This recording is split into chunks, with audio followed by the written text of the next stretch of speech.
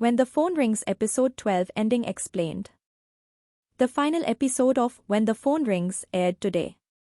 Here is a recap of the 12th episode and an explanation of the ending. Sa Eon, the kidnapper, shoots Sa Eon. Simultaneously, Hee Joo runs towards Sa Eon. She then awakens from the dream.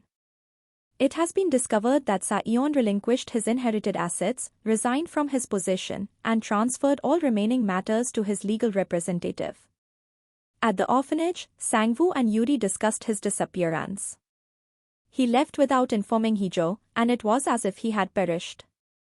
We get a flashback to 1 month ago. We discovered that Hee Joo returned safely. Kyu-Jin and her husband were arrested for murder, inciting murder, and additional charges.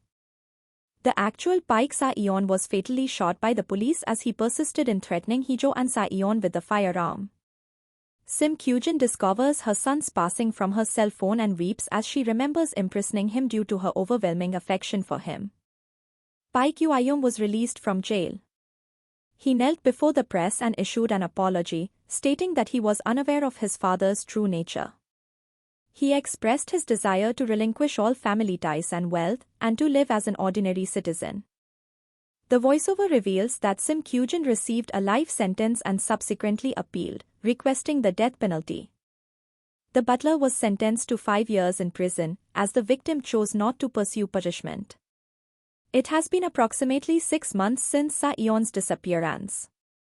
Hee Joo visits Do-Jae, his trusted associate who is currently incarcerated for betrayal, and inquires again about any pertinent information he may possess. Do-Jae expresses his initial desire to vanish after enacting his revenge, but his feelings shifted, and he wanted to remain by Hee Joo's side. This implies that Sa Eon's disappearance was not a trivial matter. Hee Joo takes her father to dinner, where she learns that Sa Eon had previously dined there with him.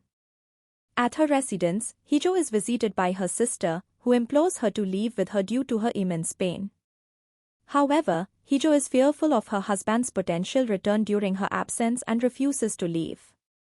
She expresses her longing to see him, while also recalling his presence during her recovery and subsequent disappearance. Subsequently, we discover that her sister received a message to go to the crematorium to meet him, but she neglected to inform Hee Joo. One day, Hee Joo received a call from an urgent telephone number. Suspecting it was him, she did not answer.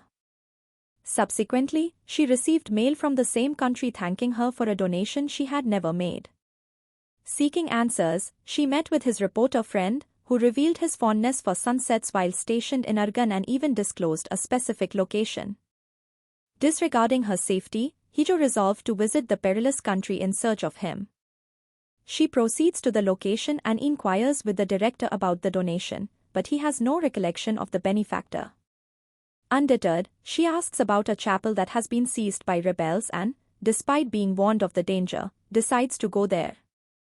Upon her arrival, she finds herself in peril but is rescued by the benefactor, who reprimands her for her recklessness.